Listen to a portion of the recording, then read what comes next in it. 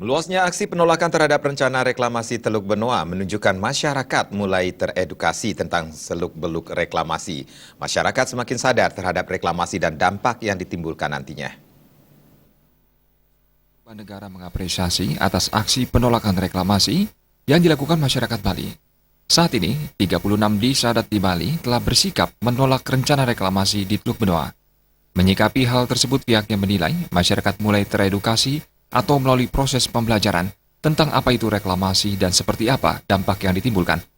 Aksi penolakan reklamasi Teluk Benoa ini diyakini akan terus meluas.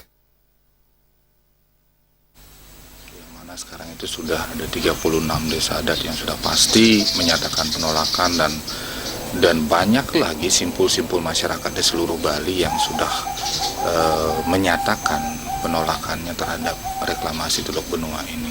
Jadi menyikapi hal ini, Titian secara pribadi sangat bergembira bukan dalam artian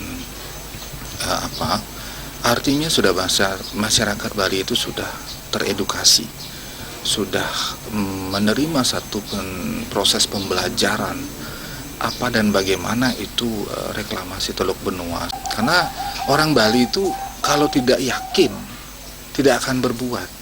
Ida Bagus, Ketut Purbanegara menambahkan, aksi penolakan tersebut merupakan sinyal atau pesan kepada pemerintah Provinsi Bali bila masyarakat mulai memahami seluk-beluk reklamasi. Andika dan Gus Ngurah, Bali TV.